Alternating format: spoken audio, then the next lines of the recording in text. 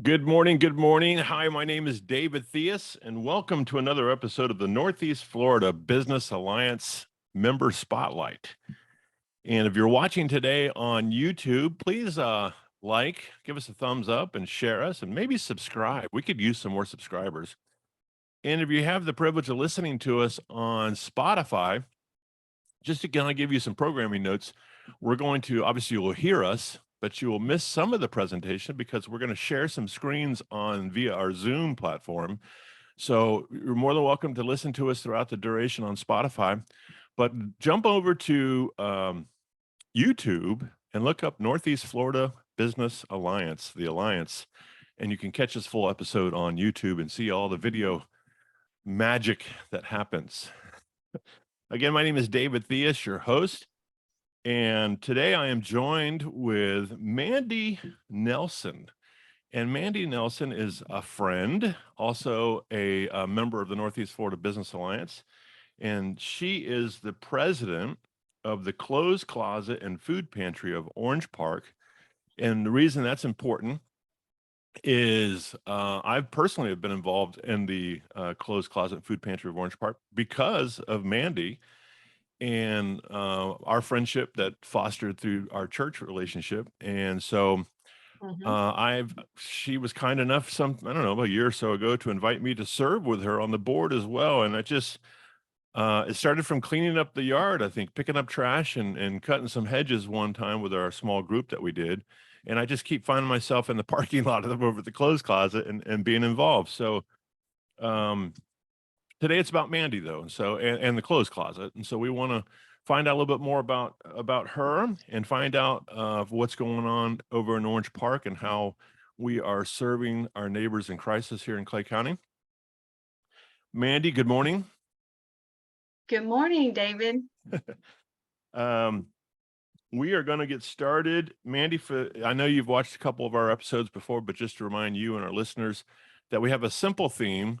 And this is kind of a unique situation because Mandy is a person, you can see her in here, but we're also talking about an entity. The entity is the Clothes Closet and Food Pantry of Orange Park.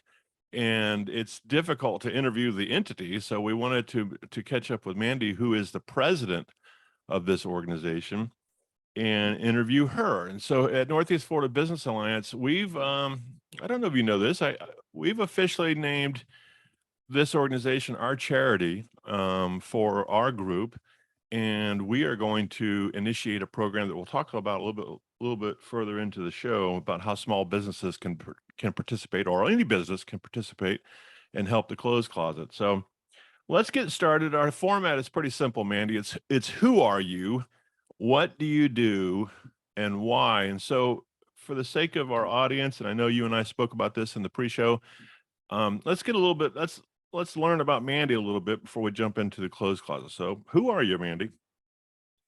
Oh, thank you. And I appreciate you having me on, David.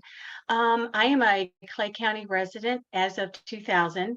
We moved here with my husband. He's retired Navy helicopter pilot and is in his second career, actually in a small business here in Clay County as a head engineer at that company. I have three children, adult children. I have my mother who lives next door to me that I help care for. I'm a homemaker, I'm a volunteer, and I am passionate about Clay County and especially those that are in crisis in Clay County. Awesome. And so your role over at the clothes closet, tell us a little bit about what you do. You said you're a volunteer. As president, are you, just to clarify, is this a paid position? No, since 1952, when we were founded, we have never had any paid staff. And at currently, we have 110 volunteers on the books, and we have about 75 that serve week in and week out. But no, we don't have any paid staff. So give us some insight into your role with all those volunteers. I hate to use that term, but well, I won't use it. Something to do with cats, but you've got to do some organizing on your part, right? And that must be to help us understand what it is you do. Yes, as president, of course, I answer to the board of the directors, And I have about 3 hats. Okay. I'm executive director, I'm, president, on the board, as well as I'm a team leader, 2 to 3 days a week. I'm hands-on. I like to be boots on the ground, so I have a really good feel for what happens day in and day out and what the needs are here in Clay County. And I have to, as executive director, handle all the, volunteer needs, making sure we get our food picked up from our local providers. There's just a lot to do. We have to have people to sort the donations that come in. We have to be accountable for the grants that we receive. Yeah, there's a lot of things going on in the background. And you are correct. The many hats. I've seen you firsthand from a very obviously administrative level in your office space and doing the things that go along with being an executive director. I've seen you sorting clothes and hanging up, garments and pulling food from the deliveries to the freezers and the coolers and all kinds of stuff. So it's often overlooked and unappreciated job to be a volunteer. And all of us who have volunteered before, we don't do it for the money, obviously, and we don't do it for the praise. We do it because it's service and service to our community Right. and well, as a Christian, we're called to that kind of service as well because ultimately we're serving Christ through our activities. I think he says, if you serve those in need, you're actually serving me. And so that gives me great inspiration Correct. that I'm not doing it just to glorify Mhm. Dave. I'm actually doing it to glorify God, and that's what this is about. So awesome. So I think I've kind of touched on the why, but at least for me, but why do you do this? Why is this? I mean, you've got plenty of opportunities to do other things, I'm sure, but why do you take on this role? Well, first, I'll have to give praise to my husband because without his financial support and him working the very long hours that he does as an engineer, I wouldn't be able to do this. I would probably be out in the community working. So financially, he's able to support me and always has in all the endeavors that I've taken on. Like we said, we're talking earlier, I think it's actually in my DNA.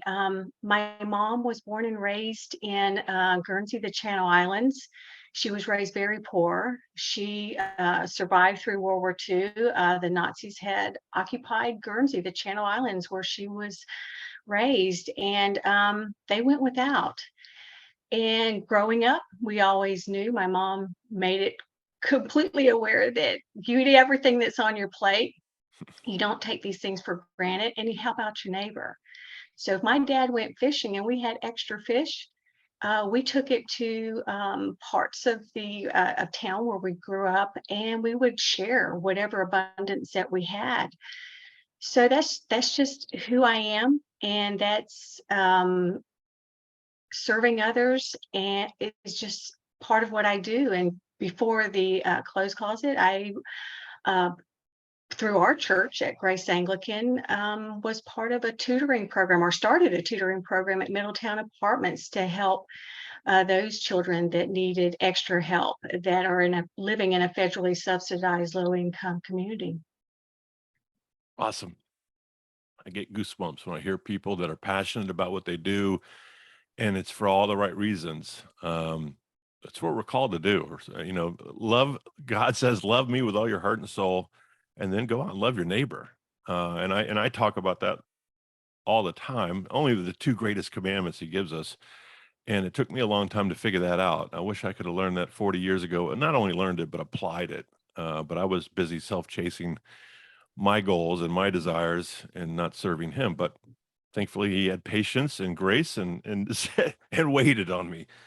Awesome, awesome. Well, I'm glad I know you personally, and I know that we've known each other from church. Oh golly, at least 7 or 8 years or so.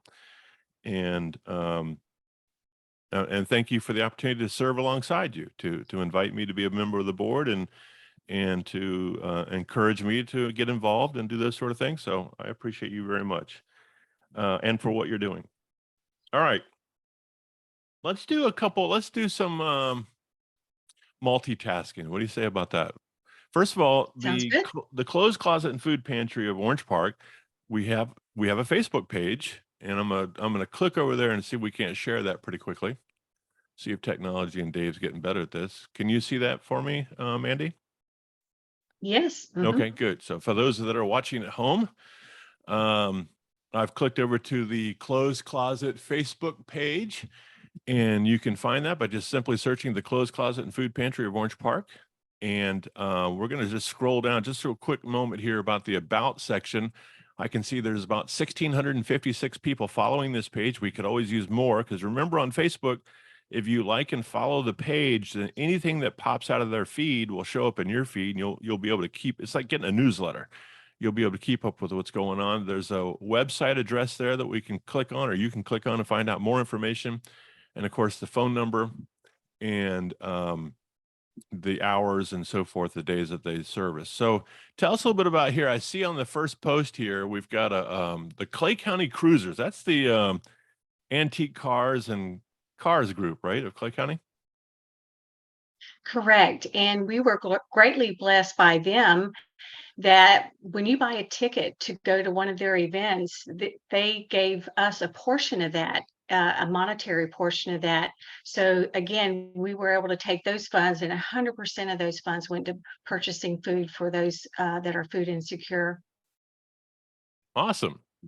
So, They're a great yeah, group. so as you can see here, Go ahead. yeah.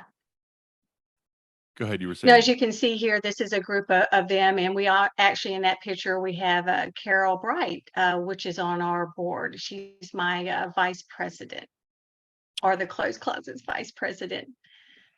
And is that And Sandra? What is Sandra a volunteer, or is she that involved? that's there's Carol Bright. She's second from the left, Mm-hmm. and she's actually holding the check. Okay. That she's the vice president at the closed closet. I just And, recognize. there's other volunteers that Yeah. you see there. The man to the right is actually part of the, Clay County Cruisers. Okay. Cool. Very nice.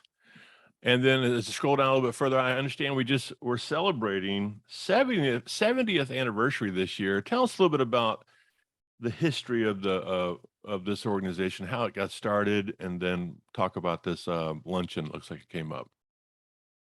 Yes, we are so excited. 70 years serving Clay County. We started in 1952. Our founder, Madeline Moore, she started it out of the trunk of her car, and I think it was a Rambler. I'm not familiar with that vehicle. I'll have to Google it. She founded it with her Girl Scout troop. They saw that there was a need for clothing in the area, and she also had seen an adult going through a trash can looking for food. So she said, "Wow, we can't have that." She's a Navy wife, a can-do kind of person.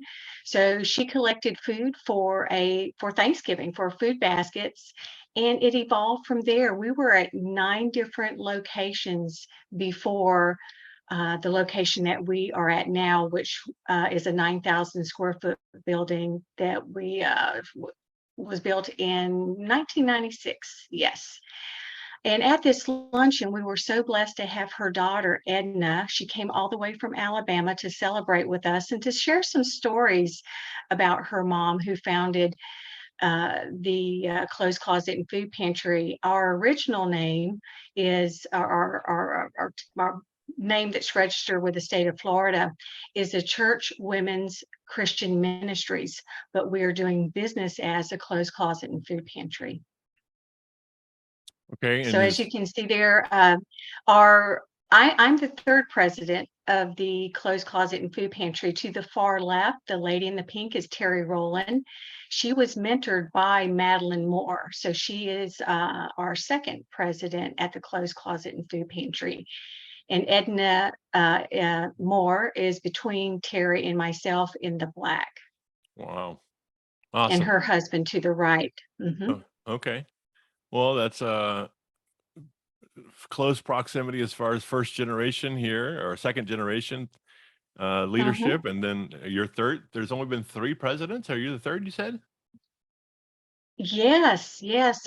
We Wow. actually just recently in our bylaws said, maybe we should have term limits. That's So, incredible. Okay. yeah. Mhm. All right. And then as I move down a little bit here, I see some local young folks. Tell us about what type of volunteer opportunities are available. Well, what's really awesome is in the summer, we get a lot of kids coming in. They're mostly high schoolers that volunteer there. We allow student volunteers to come in for community service hours for Bright Futures. And so, as you see here in this picture, we have three teenagers. The two on the left go to Fleming Island, and they're in their senior year. They were driving, so we would send them with a list to Aldi, and they would go shopping for us for our food pantry, come back, unload it, and put it in our food pantry. But we love having our teenagers. My hope is that by serving at the clothes closet and food pantry, we will create lifelong individuals that want to give back to their communities by serving. And it's a great opportunity for us to show them the hands and feet of Christ. I think I was there that day this picture was taken, and the to see the joy on our young people's face in this role. There's all of us can sit around and pick on our kids that they're so tied up with their electronics and their devices, and there's self-serving, and maybe there's a lot of that that's true in our society. But if you take them out of that element and place them in a location like the clothes closet and give them a vision, share with them what we're doing and how we're touching people's lives in crisis in our community, and then to watch them go to work and embrace it. It's just like the ultimate light bulb experience, how their whole demeanor changes. And suddenly they don't even worry about their device that they were, clinging to before. They just jump in and get engaged. And I think it's so important, like you said, lifelong servers for the future. Our kids need to be doing this. I can remember growing up, my parents were big advocates for me to serve my community, and it was, begrudgingly sometimes on my part, but it must have made an impact because here I am and here you are doing the same thing. So what a Yes. great proving ground for young people throughout our community to be a part of this organization. Summers, spring breaks, winter breaks, whatever it might be, if they're in school. It's a great idea. Yeah, Uh, and one thing, a personal story I'd like to share with you just really quick, sure. David, is that my oldest daughter, all my kids came with me to the clothes closet and volunteered. So they know the clothes closet inside out. My son, he did his Eagle Scout project at the clothes closet. But my oldest daughter, Victoria, she had worked with me for many years at the clothes closet as soon as she could. She went on to become a licensed clinical social worker. And when she was applying to the university for their master's in social work, she had to write out, "Why do you want to become a social worker?" on her application.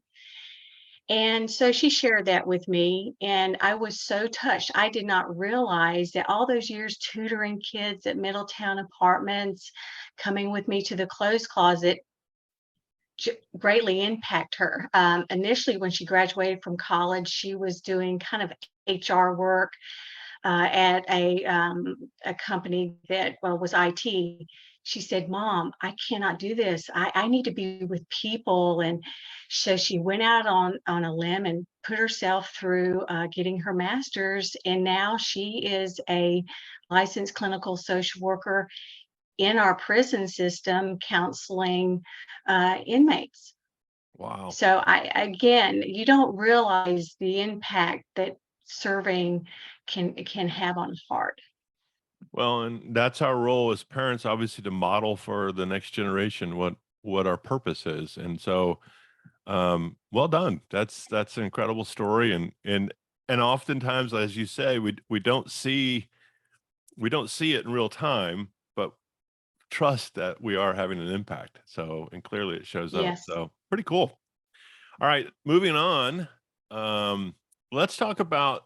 I want to recognize State Farm, obviously, here, and some of the participants. I'll let you do that. But I also want to talk about on the back end of this little conversation, how do you receive funds, and what types of elements as far as money, how do we support the clothes closet? But this particular incident was a pretty big one. Can you share the story that happened with State Farm here? Yes, this was so exciting. This is a State Farm grant that we applied for.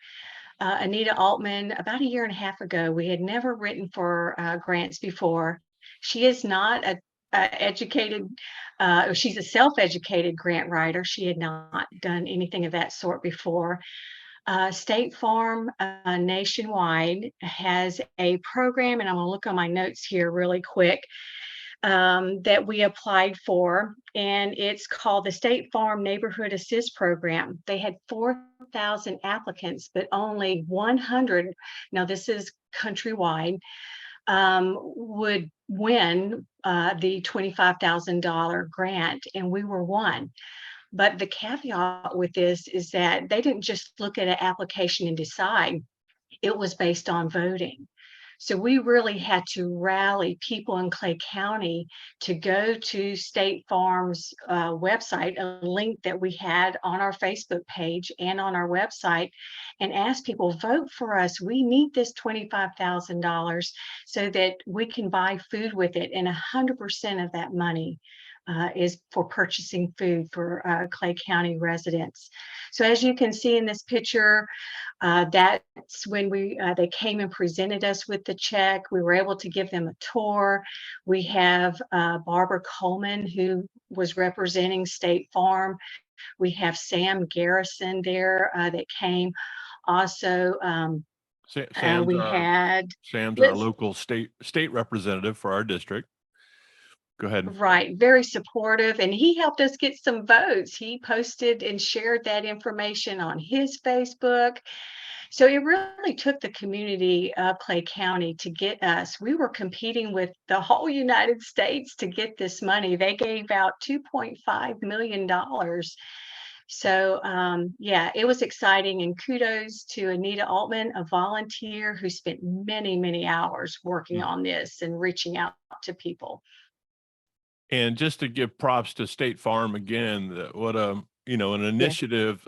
Every day in my business consulting life, I read about companies that have culture and a good corporate culture. And part of the corporate culture that thrives for people that want to work for these companies is a purpose, and having not just to go out and make a bunch of money and put money in their pockets, but you've got to have a purpose in what you're doing. And for the State Farm representatives and agents all over the country and here in our community as well, for them to know that their organization, albeit in the grand scheme of things, I don't know what percentage of gross income that represents, but there's purpose behind it, and it's important. There's some agents right there holding the checks and, presenting with them that were from our community. And so, hats off to State Farm for leading the charge, at least for this. I know other companies do it, but we were fortunate enough to participate and also be awarded the grant, and that's Mhm. pretty awesome. So thanks again to Sam Garrison, our Florida State representative,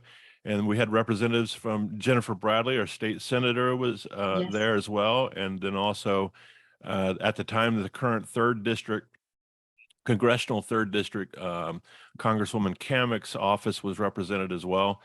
And so, it takes a whole community to be a part of the success. And so that's important stuff. We appreciate that. Um, and, Yes. okay. So tell us a little bit, One thing I wanted to, please go ahead. You're the sorry, boss. David, I just wanted to touch on, because you had asked another question about our resources and Yes. how we operate. We receive no government assistance. We never have. How we operate is on private donations. We receive donations. We did apply for the Clay County, or not, excuse me, the Clay County, the Clay Electric Foundation. Hmm. We received grant money from them. So through grant writing, individual donations, uh, businesses that collect for us, that's how we keep our doors open. We have noticed as of this year, Private individual donations are down, which is to be expected with the cost of living going up between gas, food, people's rent going up. It is the most challenging time that I've seen since I've been there in 2006. Let me I know you've got some research you've done. We definitely want to bring that in. I think that'll be good toward the closing. We want to probably get that as soon as we can, but I want to kind of address an issue that I think most people I didn't understand it. But you said you're paying for food. Now, when people think of a clothes closet food pantry, the clothes closet, I say I've got some clothing. I just lost 60 pounds. So maybe there's a heavier gentleman that could use some of my older clothes and I'm not using them. So instead of throwing them away and discarding them, to rubbish, and they're good clothing, they got plenty of wearable life. I choose to donate for lack of a better term, my previously used clothing to the clothes closet or any organization. Now, with the foods, and that seems to be an understandable thing that either household goods that I'm maybe not using anymore, a piece of furniture, or some uh, china, forks, knives, glassware, that sort of stuff. If I'm not using it and I don't want to sell it in a garage sale, I can make a donation to the clothes closet and food pantry. And organizations like yourself, I'm just thinking philosophically what people are thinking about. That makes sense. It's used, not wanting to discard them to the trash, items that other people can use. Now, food. How does a food pantry work? And so I can't use the scraps that I didn't eat at dinner. I'm not going to give that away. And so I think there's this misnomer or misunderstanding that people, the way your organization, the way our organization, the closed closet food pantry gets food, is we're capturing food that before it goes to waste. I want you to talk about how that program works. So maybe there's some organizations here in our community that are giving us food um, that is either excess, not being used. Somehow I'll let you define that better because you probably say it a little bit better than I do. But the reality is we have to buy food, right? We have to spend money and buy food on some of our needs for the community. Okay, hang on, Mandy's. We're in technological fun time. Yeah. Okay, are you there, Mandy? Yes, I am. Okay. Do me a favor, make sure your cell phone is not on your internet, is not on your can you go to your cell phone and turn off your Yes, yes, Wi-Fi? I will. Okay. So this is the fun of live TV. Wi-Fi is off. Okay. Well, I've got you in voice. Tell you what we'll do. I'm gonna go back to a shared screen for a moment until we get you back to live. Okay. So tell us a little bit, Mandy, how that works. I've got the shared screen back on so people can see and be familiar with this site when they're looking for Facebook. And so let me recap since I got a little sideways. Do you understand what I'm saying? It's easy to Yes. understand that I'm going to discard some clothing, but how does the food piece of it work? Yeah, thank you for touching on that because I did not mention that earlier that we do receive donations of clothing, small appliances, household items, baby items, anything you pretty much have in your home, furniture, and all those items are given back to the community at no cost, or for those that are in need. So when they come in and we service them, everything that they receive is given to them at no cost. So in regards to the food, we are so blessed. The Publix on Hibernia, um, 2 days before their meats are due to be taken off the shelves, they flash freeze it for us. And twice a week, we go down, we pick up from them in our food pantry refrigerated truck. Those items are brought back to the food pantry, and we have approximately 15 freezers that we put those items in. And those items will go back to clients in need. We also receive items from Walmart on 220. As as well as frozen meats and bakery items and those kind of things.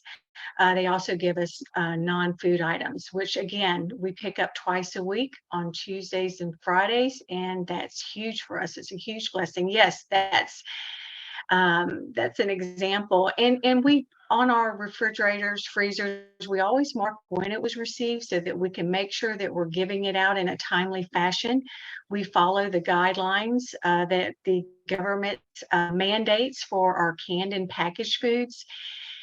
In regards to canned packaged foods, dairy, milk, eggs, and fresh produce, those are items that we do purchase. We're spending right at $4,000 a month to purchase those items through the grants and through donations, monetary donations. That's how we are able to acquire that. We are spending a lot of money. We have a bit of a concern. We know that through the end of the year, we can continue to provide for our clients that are food insecure once a month. Mm-hmm. Come January, we'll have to look at that, and we might have to extend it out to every 2 months that they can come in. So when they come in, we provide them 7 days worth of food, the food that I just talked about, and that's 3 meals a day for 7 days, and they can come in once a month to seek that assistance. I recently heard that Green Cove Springs Food Pantry, due to the volume that they're giving out, they're going to in January go to every 2 months. Hopefully, prayerfully, we will get the funds that we can stick at once a month. Speak to the, you said we don't take any federal funding. Not by no means. Explain that process. What does that mean? What does it mean to take federal funding? And then why is it that we have a stance for private funding? Well, Or what do you, because go then, ahead. Go ahead. from my understanding, this has been a long time policy at the clothes closet, is that when you do that, then there's a lot of strings attached with that as far as what we would be required to information on our clients that we would be required to provide for them for tracking. There's a lot of ways that they could intervene that we might not find would be suitable for us. And so for us to have the freedom to do what we do, and to do it well, we feel like we can do it very well without the government's assistance or intervention. And if I may, if you can't tell by the logo with the cross, we're a Christ-centered mission, and let's just say that Christ's approach to serving our community is not always our government's approach, and so Correct. we still live in a land where we get to make those choices, and so we want to follow Christ's lead on serving our community. And I know, without getting too far down this rabbit hole, that if we take funding from the federal government, for example, then their regulatory bodies kind of govern how we can operate. So there's nothing underhanded or clandestine going on. It's just we want to serve Christ to the best of our ability and serve our community. And by being free from that regulatory body, we can do Yes. so and honor him. So I think that's important for people to understand. Mhm. And not only that, but to understand that there is a need. And in today's world, all of us go to the grocery store. It's costing each one of us, none of us are insulated from what's happening in our economic arena right now. But if you're struggling or you're feeling the pinch, just think about those who might be in crisis. Um, what are they going through, and what is the call upon us to serve those in our community that need the help? And so Right. sometimes I think it's very important for us to kind of get out of look in the mirror and say, okay, if it's tough for me, I'm not saying dig deeper, but just be mindful that there's other people that are struggling too, and it's important. So we need to be members of the community that are helping those that are in need. Okay. What else? David, may I share some statistics with you? Please. I Yes, was that's what I crunching was, some numbers yesterday that I thought your audience would that, like to that's, know. that's where I was going next. As a person that deals intimately with our clients when they come in, I see the faces. I see people that were making it, but with current situation, they've been pushed over the line. They were maybe what was be considered the working poor, but they were doing it. And now with what's happened in our in our world, they're seeking help. So just in comparing statistics here, so the adults and children that we served in 2021 for food orders was 3,511. In 2022, now this is the same period time from January to September 1st. So from January 1st to September 1st in 2022, we served 4,394. That's an increase of 883 more individuals that were served for food in 2022. The actual food orders, we are serving 532 food orders from this same last year. So in 2021, we served 1,875 food orders from January to September. This year, we have served 2,407 food orders. So again, that's an increase of 532 food orders, which is 7 days worth of food. Hmm. Also, I was recently talking to someone at the Clay County School, and she said there's a 48% of our Clay County students that receive free and reduced lunches. So they have seen an increase on their end as well. And breakfast too. I mean, it's gone up crazy. Yes. And you being a teacher, you probably Yeah. understand that. Mm-hmm. Yeah. A lot of times. We also have a large homeless community that we serve. We Mhm. have, they don't have exact statistics. I was at a Clay Safety Net Alliance meeting a couple months ago, and they said it's over 1,000 that's homeless. We see homeless students come in, they're brought with social workers. There's a lot of homeless students that are couch surfing that don't have a permanent place to call home. So that's very disturbing Mm. to me, especially when you have children of your own and you see them walk through the door and you're thinking, oh, by the grace of God. Mm. Um, yeah, it's we're living in challenging times, and it doesn't take anything away from the needs, first of all, and it doesn't relieve us from still helping. So that's important.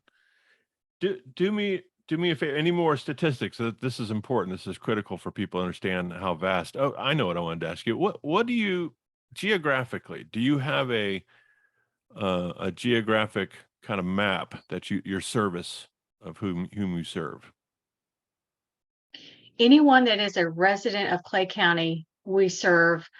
As long as they have a Clay County address, we will serve them. Now, our food pantry services anyone with a zip code that's in Orange Park or Fleming Island. Green Cove Springs has their food pantry. Keystone Heights and Middleburg also have their own food pantry. So we kind of share the load so that not one food pantry is serving all of the county, but I would say we probably have the biggest part of the pie.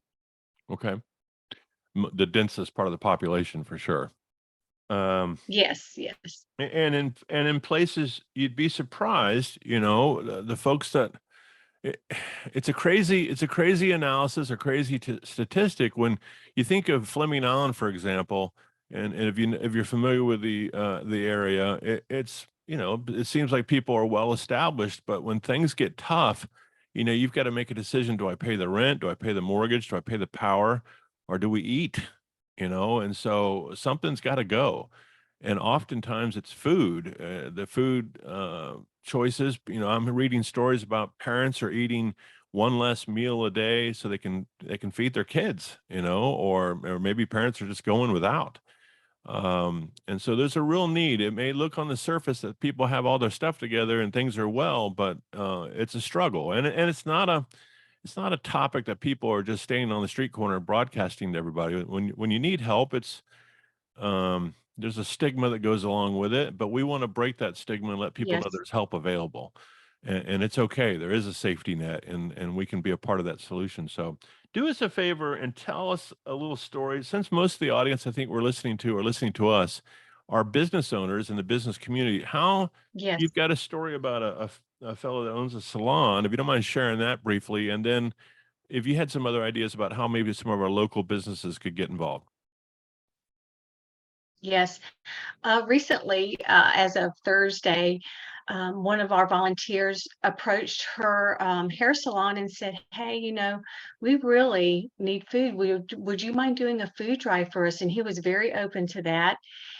We decorated a brown box, and we took it by his place, and he's setting it there for X amount of weeks, and he's even offering 10% discount on his services if you bring in food to put in the box for our food pantry.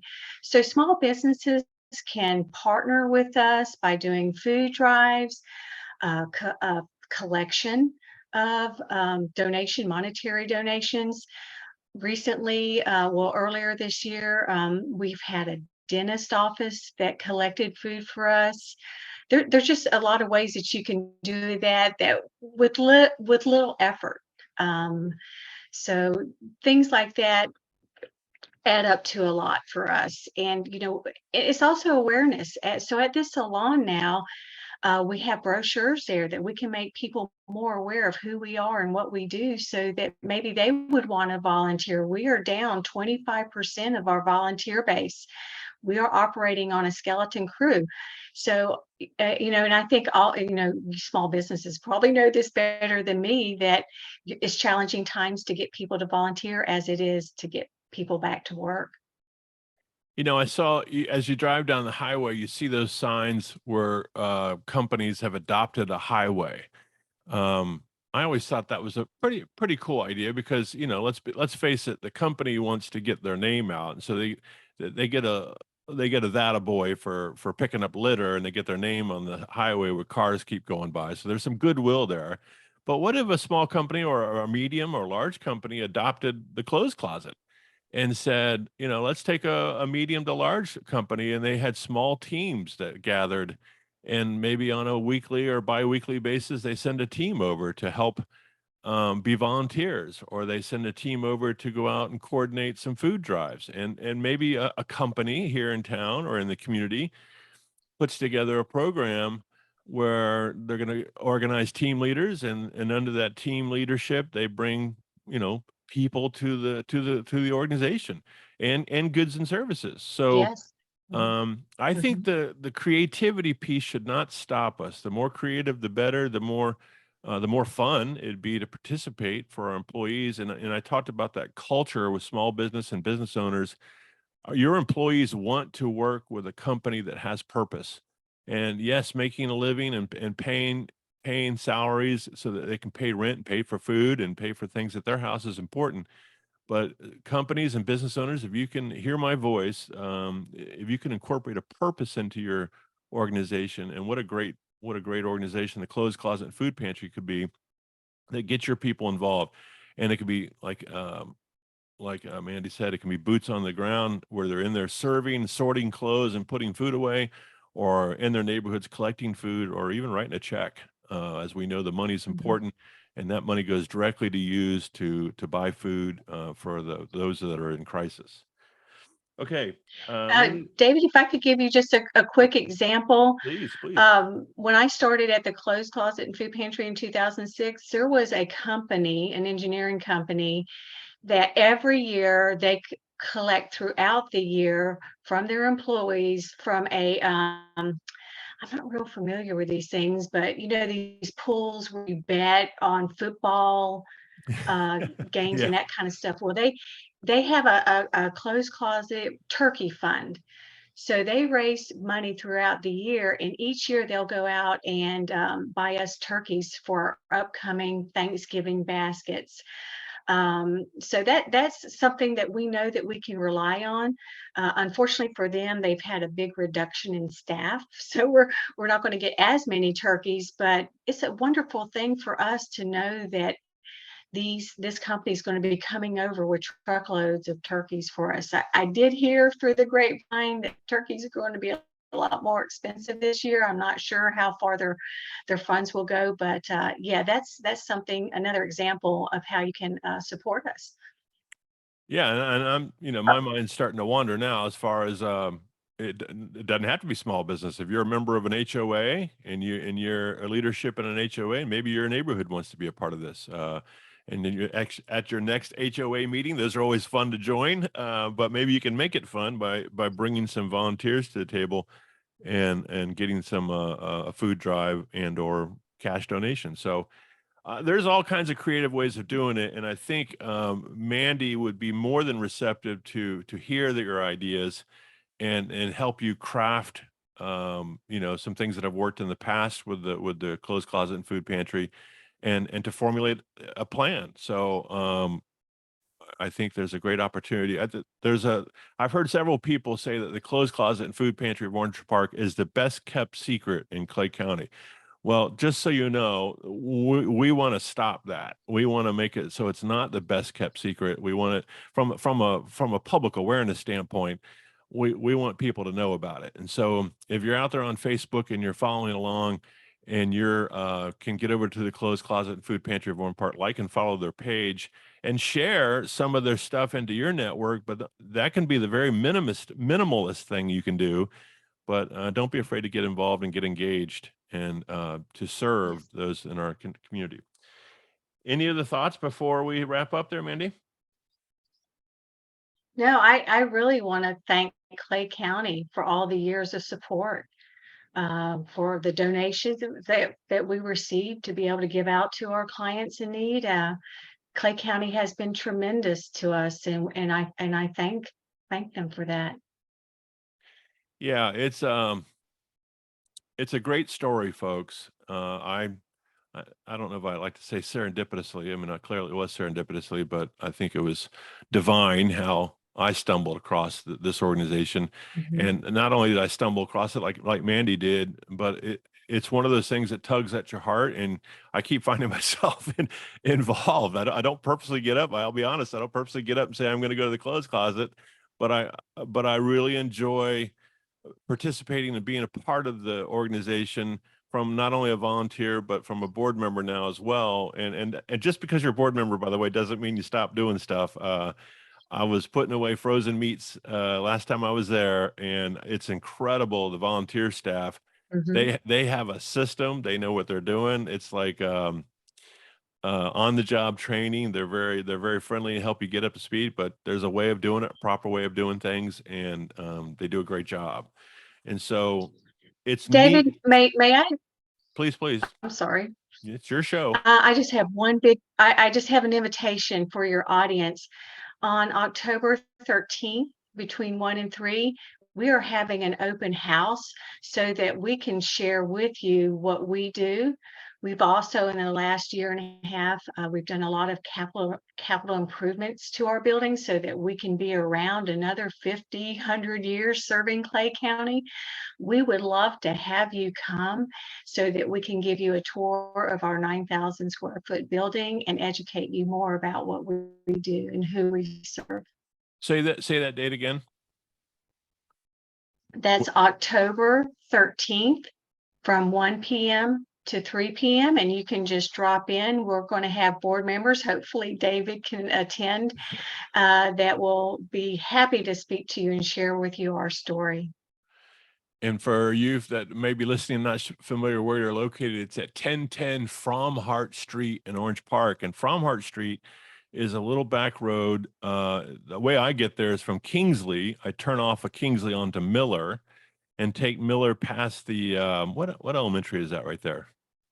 That is Uh, Grove Park right Elementary. past Grove Park Elementary, then I hang a left, and then I hang a right onto Fromhart, and right adjacent to there is the Little League fields and the skate park that's just to the north of Yes, the location. So there's plenty of parking in our newly refurbished, thank you to the town of Orange Park, yes, refurbished parking lot. It's very safe and very easy access to get in and out of the car and into the building and to see the good work that's being done at the clothes closet and food pantry. And I encourage each of you to give it a try and come see what the work that's doing firsthand. That's the best way to do it. And then see if you can't connect with Mandy and her team of leaders to put a plan together to see how you can participate not only physically but fiscally as well. Write a check, make some donations, and bring some food and whatnot to this pantry and clothes closet.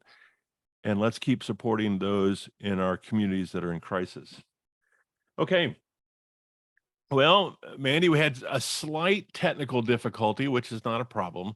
We lost Mandy's video feed, but the good news is we can share, for those of you watching on YouTube, we can share the website and the Facebook page, which you've seen me do. And those of you that are listening on Spotify, you haven't missed a beat. Mandy has been with us the whole time, so not a problem. If you don't have anything else to say or do you have any other thoughts before I'm gonna give you one more shot before I wrap up? That's it. You've done no, it. You've thank you, said David. thank I you. just want to thank you for having me on. Yes, Well, I'm glad that we could do this, and thank you. First of all, you're helping Northeast Florida Business Alliance member spotlight be something I think entertaining as well as very much so and informative. So for all of us yes. that are listening and part of this, I thank you for tuning in. Myself, again, this is Northeast Florida Business Alliance member spotlight. My name is David Theus. We've been joined today with Mandy Nelson, president of the Clothes Closet and Food Pantry of Orange Park. And as I always say, be prosperous and stay vigilant. Let me get out of this sharing and see if we can end this show. Have a great week, folks. We'll see you next time.